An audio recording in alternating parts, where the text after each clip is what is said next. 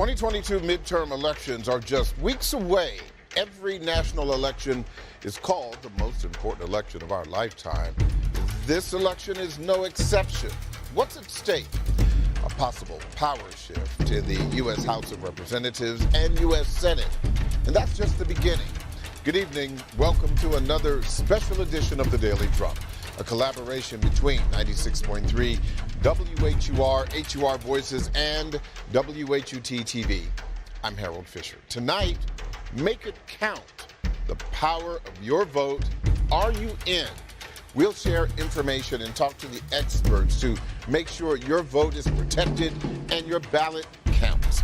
We have a great panel of experts to lead us through this topic. Now, we want to remind you that we will not be taking any phone calls, but we invite you to join the conversation online using the hashtag election2022.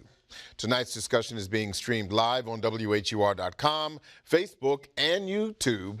My guests are Stephanie L. Young, Executive Director of When We All Vote. Now, you may remember this nonpartisan organization was first created by First Lady Michelle Obama to increase voter participation by closing the race and age gap. Also joining us tonight, Christelle Chawu, Social Action Committee co-chair with the Howard University Student Bar Association. And she'll bring us some insight on what young voters are doing and thinking about. I want to thank both of you for joining this part of the discussion. Stephanie, let me first ask you about your election 2022 concerns. Are we still facing voter intimidation and voter suppression issues? Yes, thanks for having me on here tonight. Look, voter suppression is real and it's alive in this country. There have been over 500 bills introduced and or passed in states like Florida, Texas, Georgia.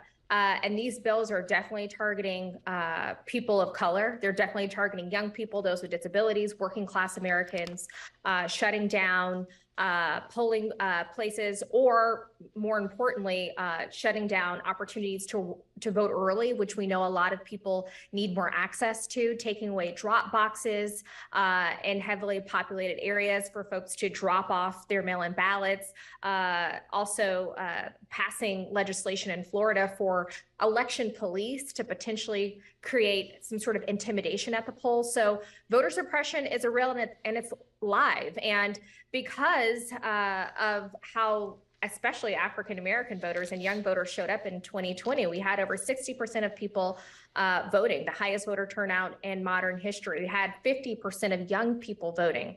And what happens when we all actually vote, things change and things move forward, and people are afraid of that. They understand how powerful our vote is. And as African-Americans go, there's 30 million African-Americans who are eligible to vote this election season. So people are afraid of our power, and they're doing all that they can to get in the way of ensuring that we can cast our ballot in certain states. But I can rest assured that there are folks all around this country fighting against that, like us at When We All Vote and many, many other organizations. And people are still getting registered, still making their plans to vote, and still voting early. Yeah. Christelle, you are, at least for the purposes of this conversation, you are really, the voice of young people. You're in law school at Howard University, which in and of itself is a fantastic place to be at this time. But talk to me about the kinds of conversations that you and your colleagues are having regarding voting in 2022. Take us inside those conversations. Yeah, so like Stephanie mentioned, a lot of states have these voter suppression laws, and a lot of things are changing, and people are trying to make sure that registration statuses, there's issues with that. People getting to the polls, there's issues with that. And there's a lot of things changing that people are not aware of in different states.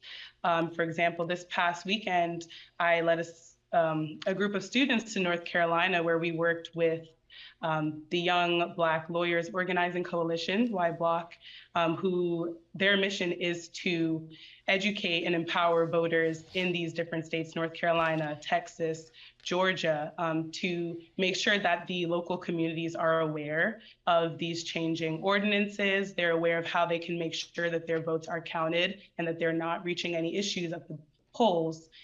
So what we're doing here at Howard Law specifically, and what I think is a great great mission that we have, is to get the students involved in this mission, going across to different states. We have 2 more trips to Georgia and Philadelphia, Pennsylvania coming up in November to make sure that we are a part of this conversation. We are bringing this back to our own social groups and other law students, making sure that they're aware of what's going on in these midterm elections, and that we're all being a part of the conversation and making sure that everyone's voice is heard. Tell me a little bit more about that activity from the weekend. I'm curious about that. So you and the others, you were actually in North Carolina? Yes, so we went to Raleigh, North Carolina, Raleigh-Durham, specifically Wake County, Friday, and then on Saturday we participated in, we heard from some local leaders, a reverend who was big on the voter empowerment mission in his community. And then we also heard from a politician, Antoine Marshall, who gave us a little bit of a background on the Voting Act and then how the voting suppression laws have become an issue in North Carolina. And then we went around and we canvassed to some predetermined residents to make sure that they have a plan to vote and that they're aware of their rights and that they know where to get information. We went to St. Augustine's Homecoming Yard Fest. So we went around with pamphlets. We were just speaking to anyone we could really come across, making sure that, do you have a plan to vote? Are you registered? Is this a conversation that you're having in your social groups? So that's what we did on Saturday. And then Sunday, we had the theme of meeting people where they are. So we also went to a couple different churches, and thankfully the pastors allowed us to give short, brief educational sessions to the congregations about 5 elements that they can think about when they're thinking about voting, making sure that they're checking their registration statuses, because in some locations, people can be taken off the registration list for whatever reasons, changing ordinances, and they may not even know it until they get to the ballot, and then it becomes an issue. So making sure people are aware to check your registration, check the instructions for absentee ballots, making a plan within your family, because those who are those who have a plan to vote are more likely to vote. And one of the slogans we used all weekend was that if you don't have a seat at the table, you're most likely on the menu. So that was our theme, to make sure that people know if you're not a part of the conversation, right? If you're not a part of the conversation, if you're not a part of these momentous decision-making, implementations, then you're probably going to be just legislated on without any consideration towards you. So that is a fantastic exercise. I commend you and your colleagues. I'm encouraged to know that that young people are out and trying not only to make sure that they as individuals are able to exercise their right to vote, but also encouraging others and to go to other states. I salute that. I want to now bring in Cliff Albright, who is the co-founder and the executive director of the Black Voters Matter Fund, a voting rights and community empowerment organization. Cliff, thank you so much for joining the conversation. My first question for you is, what about my voter rights? What should I know right now before I cast my ballot? Hey, thanks so much for having me. Sure. Well, the first thing we need to know that that our voting rights have been under attack, right? But to the extent that we still have it, and again, particularly depending on what states that we're in, that we're going to fully utilize that right. In some states we've got the right to vote by mail, and in others the focus is on going early to vote. I'm in Georgia right now, and I've got my I voted sticker on because today was the first day of early voting right here in Georgia.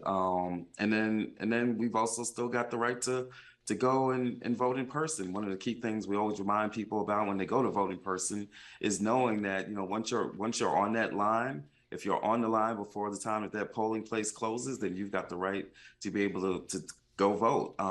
Even if the line is too long for you to get in by the time the polling place closes, if you are on that line before the polling place closes, then you've got the right to cast that ballot. But at the end of the day, what we're seeing and what we're feeling is that there's a lot of energy out there.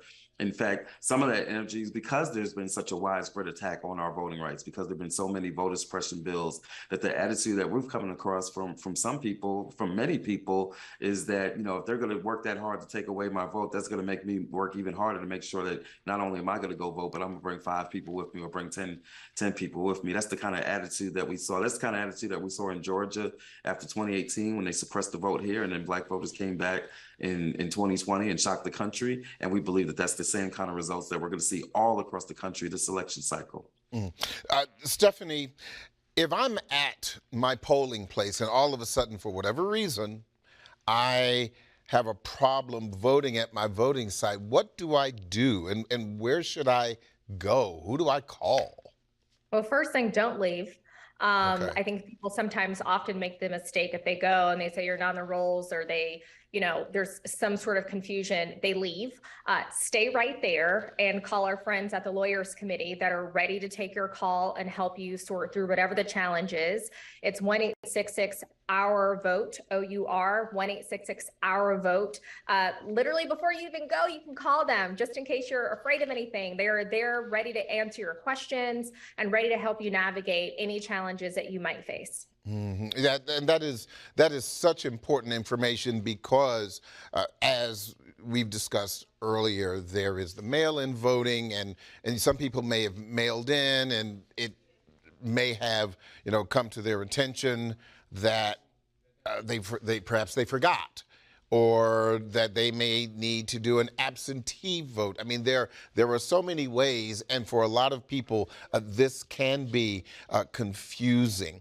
I also wanted to get your response, Stephanie, to what you were hearing from Christelle, because this is obviously your wheelhouse, and I was certainly impressed with what some of the younger people are doing. But what are your thoughts about what you heard from her? Well, I'm absolutely just as impressed, and I'm going to figure out how we can still Christelle to come do some work with us at When We All Vote. One thing we rolled out this year was our HBCU campaign. I'm a proud graduate of Hampton University. And the other HU. The real one. No, don't start this stuff during my show here. No, please go right ahead. It's all love. But we just started a new campaign called Vote Loud, which is our way to organize campuses to start their very own voting squads. What Christelle mentioned also was voting together. Cliff also touched on that as well. We know that when people vote together, and there is a celebratory event at a polling place for people to go vote early together, we know that voting increases by 4%. So we are trying to equip the students on these campuses as they're building their own voting squads with grants to host their very own early voting events. And we're looking forward to seeing them kick off those events literally very soon, now that early voting has started in a lot of different states. And we need more young people, more Gen Zers who represent 1 out of 10 American voters who do not consume traditional news. Only 8% of them actually do. We need more of them talking to each other about these issues, because peer-to-peer organizing is actually the best type of organizing that we can do to help people understand that making the investment to vote is making an investment in your future. And voting is an investment. It's not a quick takeaway. It's something that we have to do over and over and over again. You open the show by saying, saying, is this the most important election of our lifetime? Every election is the most important election of our lifetime, because those who we elect at every level of government will make a huge impact no matter who the president is. They can do some wonderful things, but you'll never feel those wonderful things if you have a state legislature that doesn't even believe in democracy or believe that your life actually matters or is valued. So it's incredibly important to have more young people out there doing this work, doing the peer-to-peer organizing and speaking the language that their peers actually understand, to help empower them to understand how powerful their voice is, their vote is, and get them active in this work. Christelle, I'm going to come back to you, but I did want to ask this question of Cliff, because Cliff, we know historically that midterm elections just don't get the attention, they don't get the participation that presidential election years do.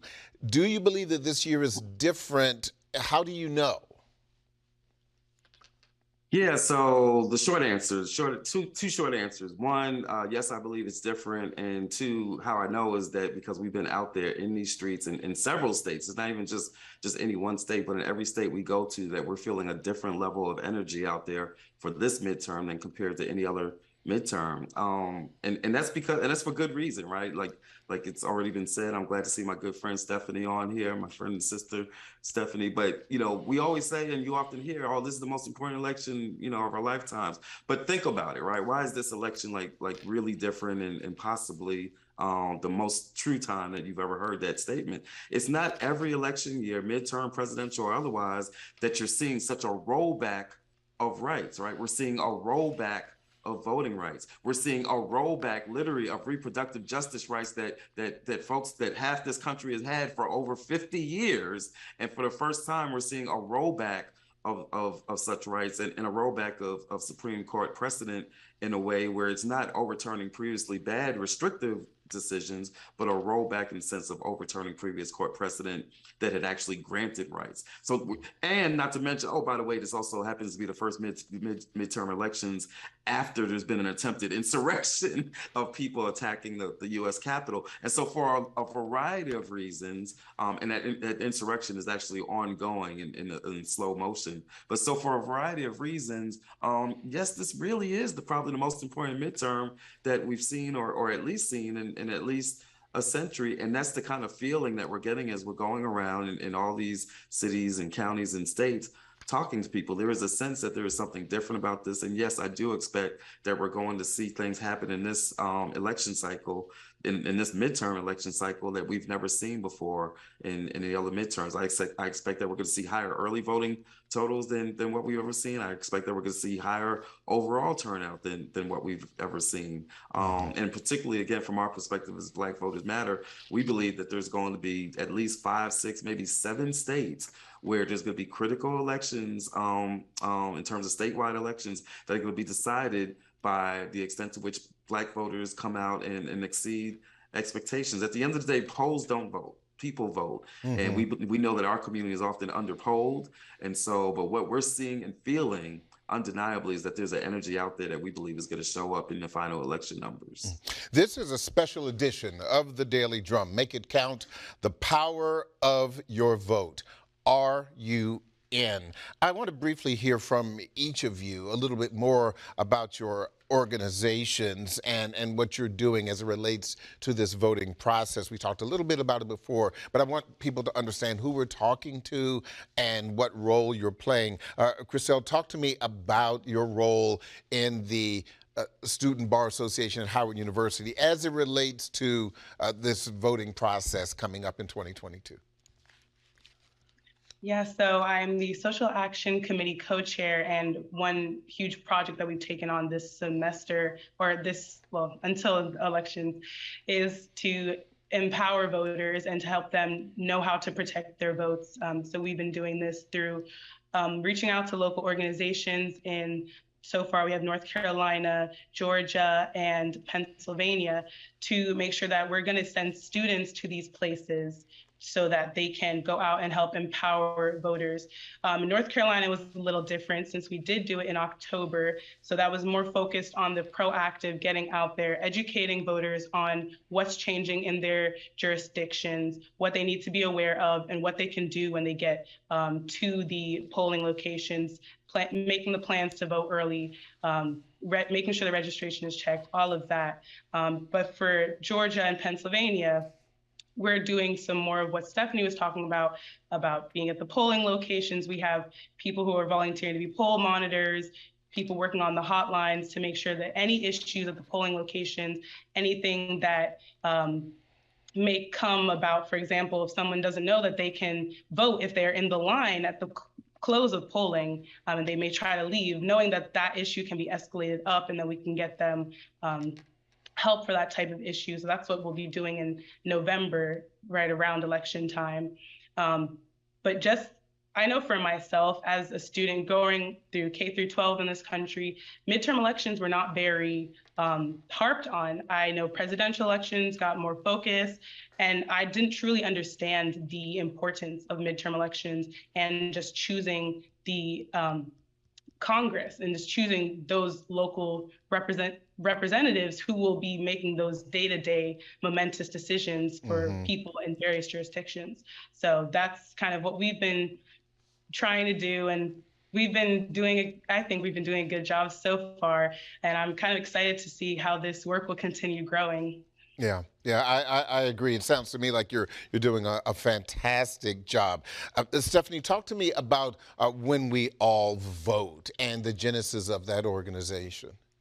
Yeah, so When We All Vote, as you mentioned, is a nonpartisan initiative. We were launched by Mrs. Obama, Michelle Obama, in 2018, and our whole mission is to change the culture around voting and to increase participation in every election by helping to close the race and the age voting gap.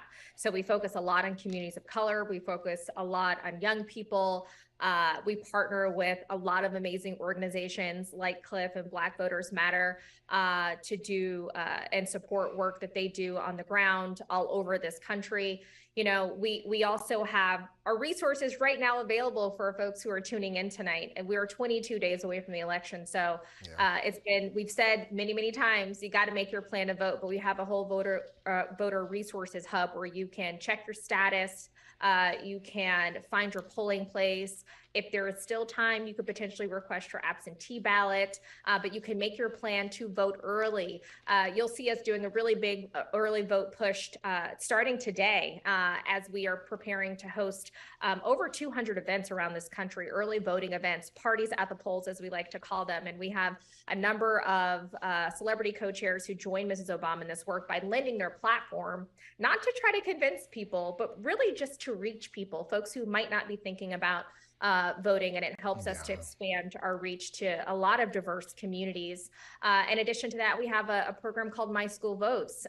You know, I know that we don't really have a lot of civics education in this country, so we're in high schools all around the country, starting clubs and helping young people not just get registered, but understand how to advocate for the issues that they actually care about and really be involved in this democracy. We also have a lot of democracy work that we're doing to, which, you know, Cliff mentioned, democracy is on the ballot. Yeah.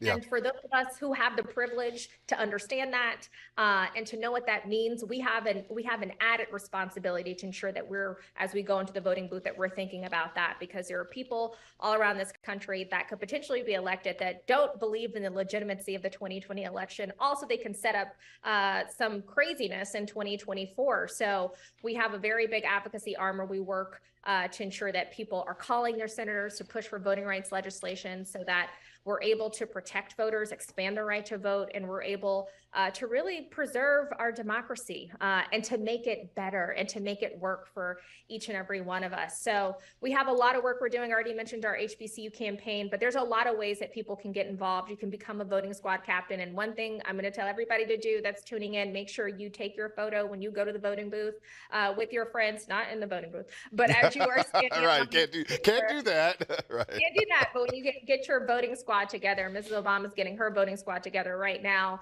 and use the hashtag voting squad and challenge people in your life to get their voting squad together, to make a plan to vote early, and to lift it up on social so that we're pushing and fueling the engine and the energy that we're already seeing on the ground, as Cliff mentioned, to get more people excited about making that plan to vote early. I appreciate that. Thank you so much for that. Cliff, we got about a minute or so. Talk to us about the Black Voters Matter Fund, for those who may not be familiar. Yeah, well, first, I'm trying to get on that voter squad with Michelle Obama. How do I get on that squad? But yeah, the Black Voters Matter Fund is exactly that. You know, we believe that Black Voters Matter. We do partnerships and support work in 25 states across the country. And a big part of those partnerships is that we believe in order for Black voters to matter, that we've got to support the local organizations, the local infrastructure, the community-based groups that do this work 365 days out of the year. It's not just about coming out for 2 weeks or 2 months before Election Day. It's about doing the racial justice work all throughout the year. And so part of how we support that is over the past 4 or 5 years, we've given out over $26 million in funds directly to local groups, churches, NAACP chapters, neighborhood associations, right? This year alone, we're giving out over $8 million to such groups so that they can do the racial justice work and so that they can mobilize voters for this election cycle. But it's not just about giving out money. We're not a foundation. We always say that we're co-conspirators in our own liberation. And so part of the partnership means that we do things like helping to amplify the work that local partners do. We're sending text messages. We're sending over 20 million text messages just for this election cycle. We're doing radio ads. We're doing digital ads because we know, I think it was Stephanie that said that our young folks don't get a lot of news off of traditional sources. Right, and so exactly. We're putting it out through other mechanisms. Every type of voter outreach, knocking on doors, going to shopping centers and waving signs, doing our caravans all throughout communities, because the last thing I'll say is that part of how we show that support is that we travel all around the country in what we call the Blackest Bus in America. And right now, our national tour, which is called the We Won't Black Down Tour, is going to 12 states across the country, mainly battleground states, with one message: that in spite of everything that we're facing, in spite of COVID, in spite of white supremacy, in spite of voter suppression, in spite of all of this, we're not going to settle down. We're not going to quiet down. We're not going to lay down. We won't black down. That's the message that we're bringing all across the country on our bus tour. Cliff, thank you so much for that. I only have a few seconds left, but before I take this break, Stephanie, could you share that phone number for me real quick? And also, Cliff, I need a website from you for voter information or resources. Yeah, so that number is 1-866-OUR-VOTE, 1-866-OUR-VOTE, OUR. You can call that number literally anytime. They're up 7 days a week with lawyers ready to talk to you and support you on our website, vote.org. Thank you. Cliff, website real quick if you can. The quickest way to get the website, instead of me saying it because it's really long, is blackvotersmatterfund.org. But real quick, if you just look at that caption on the top of my screen, it says text We Matter to 25225. That's We Matter, one word, to 25225. That'll get you to the website and get you connected with us so you can get future information. Thank you so much. I appreciate that. We're going to take a quick station break and say goodbye to our 96.3 WHUR audience, but this conversation continues online and on Sirius XM channel 141, WHUR Voices, 96.3 HD2, and on 98.3 FM. We'll be back in just a few seconds.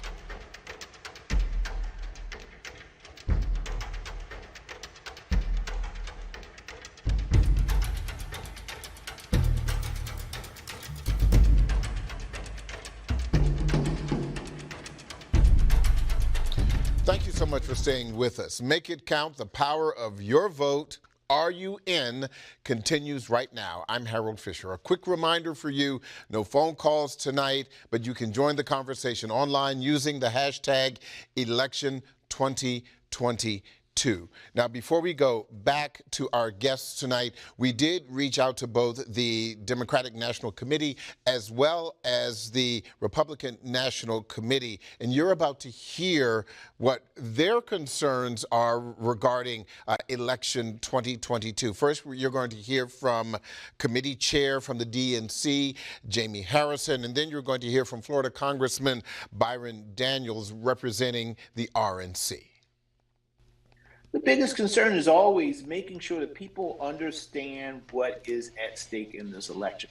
Folks, understand this. For the first time in 50 years, instead of building on the rights that the American people have, we have retreated on those rights. And that is because Republicans have been, and a very right-wing court, have been focused on chipping away fundamental freedoms that we have in this country.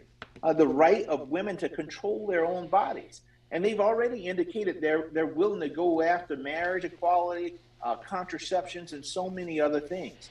It's about going forward, not going back. We're not going back. You know, too much blood, sweat, and tears has been spilled for us to retreat in terms of America. We have to go forward. And so my fear is that people don't take this thing serious enough. Folks, go to IWillVote.com. Make sure that first, you're registered to vote. Secondly, that you have a plan to vote. And don't wait until the last minute. Go and vote now, because we never know what might come up. Have your voice be heard. Well, my overall message is not so much for Republicans. It's for Americans. It's for the voting public. It doesn't really matter whether you're white, black, or Hispanic, whether you're rich or you're poor, or middle income, whether you're a Republican, an independent, a Democrat. I think the key issue is how are the issues that are being handled in Washington, D.C. affecting your life? Are open borders good for the American people? The answer is no. Is reckless spending in Washington, D.C. good for the American people? The answer is no. We see that in massive inflation. Is the Green New Deal better for the American people? The answer is no. We see that because the price of home heating oil is up, the electricity bills across the United States are up, food prices are up. All those are derivatives of energy production. And so I think if you take a step back and look at the issues that are affecting everybody's pocketbook, everybody's kitchen table, and you decide which party is better in terms of handling those issues on behalf of yourself and your family, I think people will choose the Republican on their ballot in their location across the United States. Okay, again, that was RNC Congressman Byron Daniels, Congressman from Florida, representing the RNC, I should say. Also, before that, you heard from Jamie Harrison, who is the DNC committee chair. Let me go back to my guest, Stephanie Young, executive director of When We All Vote. Also, we have with us Christelle Chiwu. She is the Social Action Committee co-chair with the Howard University Student Bar Association. And of course, we have Cliff Albright, co-founder and executive director of the Black Voters Matter Fund. Stephanie, let me start with you. What did you hear from the DNC and RNC just now? Suffice it to say, a lot of politics there, no question about it.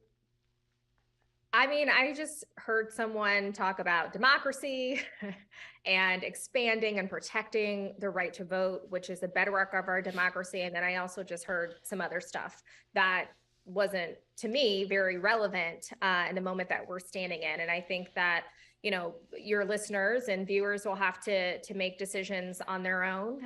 We are a nonpartisan organization, but make no mistake about it, there is an attack on voters in this country, especially Black voters, young voters. And I think you could hear that very clearly. I think what's really incredibly important, and Cliff laid this out when he spoke earlier, is that, you know, we are in an unprecedented time when it comes to the health of our democracy. The number of people who are running for election in this country who do not believe in democracy is staggering. The fact that we are now, as the United States, a backsliding democracy because we're taking so many rights away from the American people, and our government, since, you know, well before the insurrection, has probably been very unstable. So we've got a lot of work that we have to do to ensure that not only does this democracy work for us, but it works for generations to come. And we have to stay focused on that and not distracted by political fodder, but focused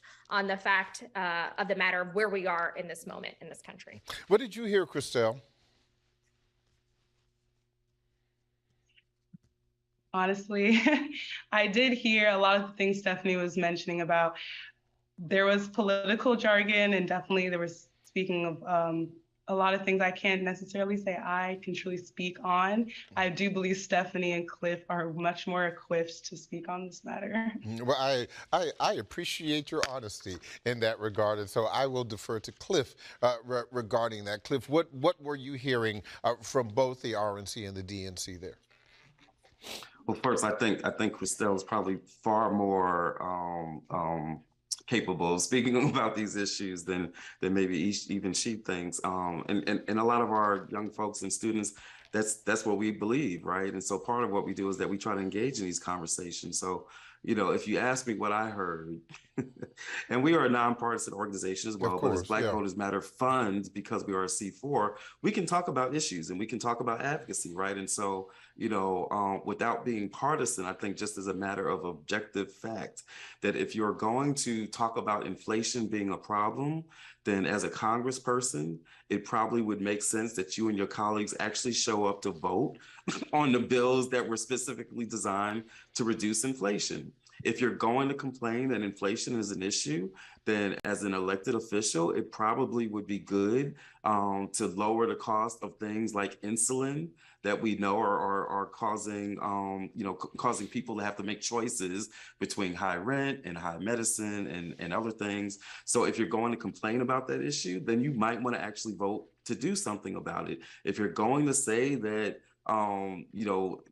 infrastructure or the Green New Deal is a problem, then you have to come up with some answers. How do we deal with the dilapidated infrastructure in our communities? How do we deal with the dirty water in Jackson, Mississippi, and infrastructure problems there? Or the fact that Flint still does not have clean water. So if you're going to say that that's an issue, then again, or if you're going to say that you don't want to spend money on that, then what you're basically saying is that you don't want to spend money on the issues that Black communities are telling us every day that they care about. And so, you know, and I think that, you know, part of our work when we talk to voters is, again, without necessarily being partisan and favoring one side or another, there are some objective facts that we can speak to. It's an objective fact that there are certain types of states under certain types of leadership that are leading the way and attacking our voting rights. That's just and that there's certain folks that will not vote for federal legislation to protect those voting rights. There are certain folks that will not vote for legislation like the George Floyd Policing Act. These are just objective facts, and you know, we have the space to talk about our issues that our communities care about without necessarily taking a side. But we believe that, you know, if we share information, if we generate enough discussions, and if we encourage folks to do their own research, you don't have to listen to me. You don't have to listen to Stephanie, right? We encourage folks to do their own research. And part of what we do is that we provide resources so that folks can find out who are the candidates and what are their records are. That's actually one of the biggest reasons why folks don't engage. It's not because they're apathetic or because they're lazy or they don't know that somebody marched to die. A lot of times it's simply that people don't feel like they can engage because they don't have the information. It's kind of like what Christelle said, right? Is people, when they feel like I don't even know, what does the labor commissioner do? You know, what does the Secretary of State do? And then who are these people that's running for it? I don't know who they are because nobody knocked on my door or gave me a phone call. When you don't feel empowered with information, then you don't engage. So part of what we do is to try to encourage folks to get that information. We try to provide the links and the resources so that they can do so, and then encourage those discussions that Stephanie was talking about so that everybody can be involved in this as a collective, enjoyable process, one to be celebrated and not one to be feared. Christelle, I have a series of important questions for you because you're kind of in a really unique position with this conversation. So you're from Northern Virginia, correct? Yes. Yeah, you're from Northern Virginia, but you live in Washington, D.C. While you're in law school. So where do you vote? So I'm voting in Virginia just because I've always voted there, and I'm sure my registration, well, I checked my registration, it's good there, and that's what I'm used to, and my parents are there. But I know for me, it's a little bit different because I am close by, but other students are not close by. And then, as Cliff was mentioning, when you don't have those resources and you're not kind of reminded, students sometimes fall through the cracks because they live in other locations than where they've normally voted. And then they forget about deadlines. All of a sudden their registration's not good, or they forget to get absentee ballots. So I think that's also something that we've been talking about within the Social Action Committee as well, making sure that our students from other states know the procedures to make sure that they vote in their states, or if they're gonna register in DC to vote here, then that's what they're doing. So how do you vote? Are you going to vote in person? Are you going to vote by mail? What's the process for you? I'll be voting in person just because I am a first-generation lawyer, and my parents are immigrants, but they do vote as well. So just as I was speaking about before with making a plan and speaking to your family, getting those groups, I want to encourage my family also to vote. So I know that I'm making a plan with them to vote. So I'll be traveling down there to make sure that I'm rounding up the whole family and we're all going together. Now, here's the big question for you. Why do you vote? I vote because, as I had mentioned before, the theme of this past weekend was that if you're not at the table, you're most likely on the menu. And I think every single time I say it, it's so great. But I think it's important for a lot of young people to understand that in every single election, there's something huge on the ballot. There's something impactful on the ballot that can impact how we live our day-to-day lives, that will affect the legislation on the federal level and on a state level. And that's in every single election. So that's why I vote, so that I can be a part of that process and that I can have a seat at the table to make sure that I'm bringing my perspective to this process. Stephanie, why do you vote? Well, I view voting as my responsibility. I mean, I grew up understanding and seeing my parents not just vote, but my father was a bishop in the AME church. So he participated fully, from taking many souls to the polls all over this country, and including in the new democratic South Africa when he was serving there during the transition of apartheid to democracy, where I lived there as well. So I had the opportunity of seeing how powerful voting is, how there's many people all around this world who haven't maybe even had the opportunity or their privilege because they don't live in a democracy. And I never grew up thinking that it didn't matter and my voice wasn't important. It was instilled in me. So therefore, it's my responsibility to take my gifts and my talents to help others see the light when it comes to not just voting, but participating holistically in the life of this country, politically, civically, and just being consistently engaged. Cliff, why do you vote?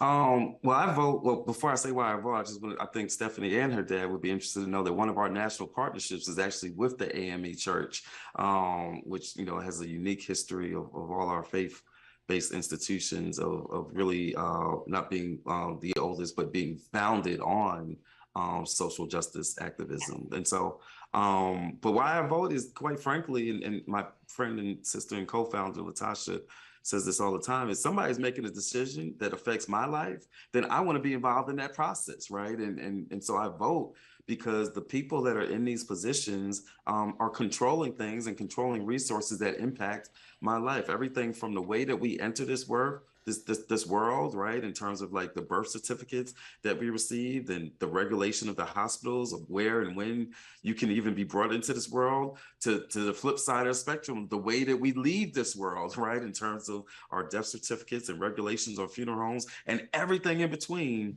our housing, our education, our healthcare, our jobs. All of that is impacted by people who are in elected office, who have control, literally have control over our destinies, over our political destinies, right? And as we're seeing, literally control over our bodies. Yeah. And so I vote because I want to be a part of that process, and that I want to be a part of making this country be what it has always claimed to be, and the way that it always thought of itself to be. And as Langston Hughes said, America never was America. To me, it's not been, but it will. And we're going to do that by pushing it forward through our vote and through other forms of activism. But we need to be clear, it has always been the Black struggle which has moved this country closer to being the democracy that it was supposed to be, from the earliest days of the revolution and raising the contradictions of slavery all the way through our history of Jim Crow. And even today, we have always, with our voting rights battle today, we have always pushed this country towards being a more perfect democracy than what it's ever been. And so for all those reasons, that's why I voted. For all those reasons, that's why we're sending the message this cycle that we collectively, we will not back down. Yeah. Christelle, you are sitting on a great platform at Howard University and having the ability to share in these resources, as you said, with the SBA, the Student Bar Association. But when you leave here with your law degree, how will you continue to connect with young people who do not connect with you through college? As you know, you're over 18, you have the right to vote, but not everyone has the privilege, the blessing of connecting with, a big brain such as yourself, with a Howard University, tag to you. So what about the other young people? What do you believe is the best way to connect with them and encourage them to participate in the process? Well, I think something major that goes beyond law school or just school in general is mentorship and reaching down to the next generations and paying it forward. I didn't know everything that I know today just off of my own strength. I had mentors before me who educated me and have invested in my learning and in my growth as a professional and personal development as well. So I think moving forward, that's something that I've always been big on, reaching back to the younger ones, mentoring other young Black women, other young men, hearing their voices. I always tell my male peers as well, Black men need a lot of mentorship. They need to know that they can speak out to reach out to someone who can help them guide their steps and become, successful in this changing environment in this world. So I think mentorship is a huge one, and making sure that we're connecting and that we're bringing these conversations up, especially as Black people, and reaching to other people of color. This is a huge topic that can't just be pushed under the rug or shamed. So I think, yeah. I well said. And as when I posed the question, as I said, you're in a great position, but again, not everyone has the opportunity to be exposed to a Christelle Chwu from Howard University. Sometimes it's in your place of worship, or bumping into young people who are younger than you or around your same age, just on the street. And so I think that you need to, as you said, continue to carry that message forward. And I appreciate your answer.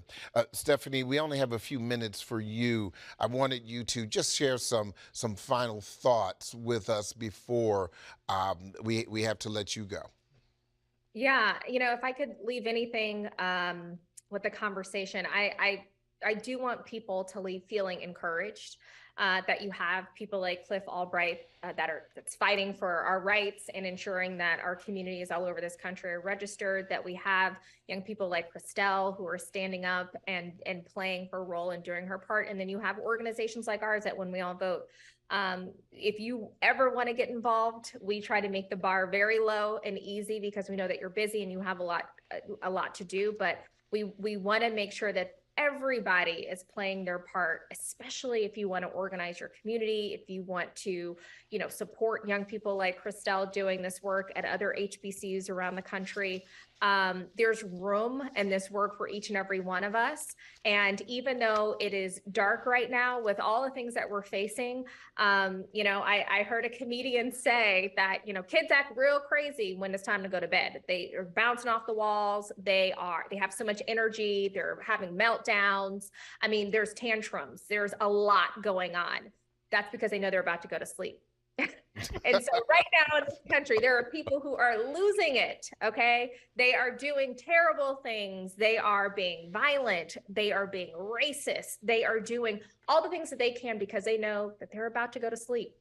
So rest assured that it's time for us to make sure that we're prepared and ready to go, because people understand that we have, as African Americans, so much power. And when we all vote, we actually can change not just this country, but this world. So thank you so much for having me today. And I hope everybody stays encouraged.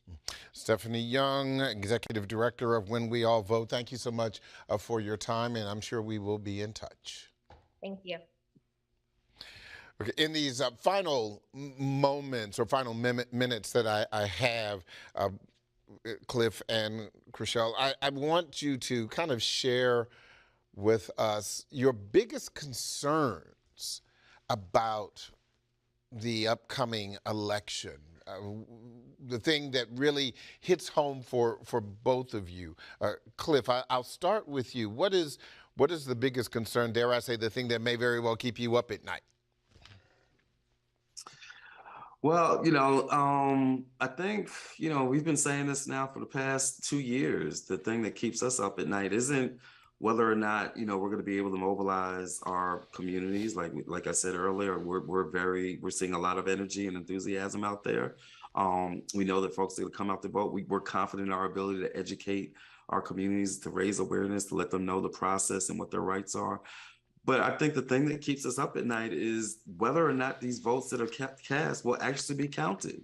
One of the things that we've seen in the voter suppression laws that have swept the country over the past year and a half is that in state by state, you're seeing these mechanisms by which it makes it easier for people to overturn elections, right? In Georgia, basically they created a process where the partisan state legislature can take over local boards of elections at the county level. And they've actually already started that process of trying to overtake the Fulton County Board of Elections, and Fulton County being, the county that has the most Black voters in it. And so, if you take off just one county, not to mention 2, 3, 4, but even just one county in a state where there's a laser thin election, then you can change the outcome of these elections. And so we've seen that in several states where they're making it easier to not count votes, or they've made it easier for individuals to come after the fact and challenge individual voters,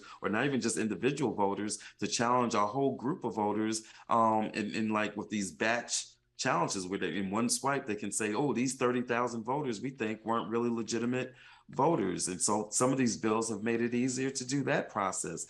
You've got people who are running right now for statewide offices, sometimes governors, sometimes secretary of state, who are running saying that not only would they not have certified the last election, but that they won't certify this election or the 2024 election. They are running on insurrection. And so the thing that worries us the most is not whether or not we can mobilize our communities, but whether or not our community's voice will actually and accurately be counted. That's what keeps us up at night. And that's why we made the case for the past 2 years that we need federal voting rights legislation, both strengthening the 1965 Voting Rights Act, but also having some new provisions to deal with what we call election subversion that we're seeing all across the country. And the last thing I'll say on this point is that if we're going to talk about voter suppression, we've got to talk about, I'd be remiss if on WHUR, I didn't mention that one of the oldest forms of voter suppression is the denial of the full vote to residents of the District of Columbia.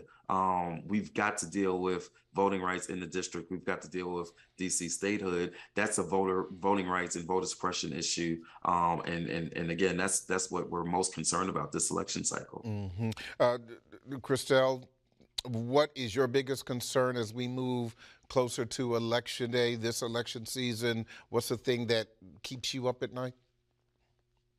Yeah, I think Cliff took a lot of my answer. I was going to say that, like you mentioned, just making sure that people's votes are actually cast and actually, being accounted for, because so many regulations and ordinances are changing and people are not aware. I think that's why the work that we're doing now in these earlier days is so important, because if people don't know how to have confidence in casting their ballot, then there could be issues.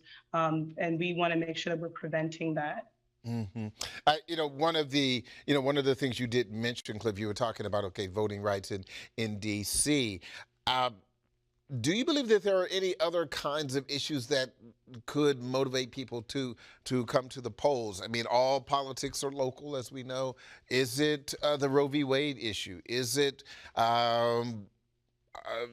inflation? Real quick, you've got about a minute. I'll let you share your thoughts about that. Yeah, I think there's several of these issues. I think definitely Roe v. Wade and abortion rights is an issue that Black voters are concerned about, because what we know is that for us, it's not just a matter of women's choice. Like, that's important in and of itself, but it's also for us, it's a healthcare issue, because Black families, Black maternal mortality is 3, 4, 5 times higher than white maternal mortality. So for us, it's literally a matter of life or death. It's also a criminal justice issue, because we know that if people are criminalizing abortion, if they're going to be criminalizing and profiling women traveling interstate from state to state in search of reproductive services, who do you think is going to be overly policed? Who do you think is going to be the ones pulled over the most on these highways when we already deal with driving while Black? And so it's a criminal justice issue. It's an economic issue. And so this is an issue that you know, I think is going to really drive turnout, and it ought to drive turnout, not just for Black women, but for Black men as well, because it doesn't just impact the women in our community. It affects our entire family, our entire community. So that's an issue. Obviously, police violence is an ongoing issue, and that's also a local issue as well as a federal issue, right? People are fighting over police accountability at the local level. People are fighting about infrastructure at the local level. Again, clean water or roads, or in Black rural communities, broadband access. That's a local issue. So all these issues have a local dimension, but they're also reflected in terms of federal policy. Well, I want to thank both of you for helping me continue this conversation. Chriselle WHUR with the Social Action Committee at the Howard University Student Bar Association with Howard University School of Law. I really appreciate your input in all of this. Also, Cliff Albright, co-founder and executive director of the Black Voters Matter Fund. Thank you so very, very much. And finally tonight, Election 2022 is the most important election of our lifetime. This election really counts, and so does your vote. Yes, it's just one vote, but it is your vote. It is a precious right. If it weren't, candidates for office would not try to convince you to cast it in their favor. So this is your chance to make your voice heard. The power is in your hands. Take the time to vote this election cycle and the next. And the next. I'm Harold Fisher. Thank you for watching and listening. Good night.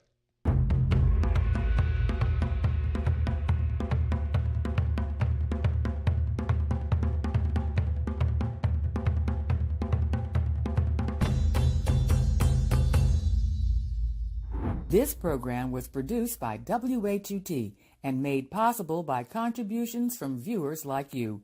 For more information on this program or any other program, please visit our website at WHUT.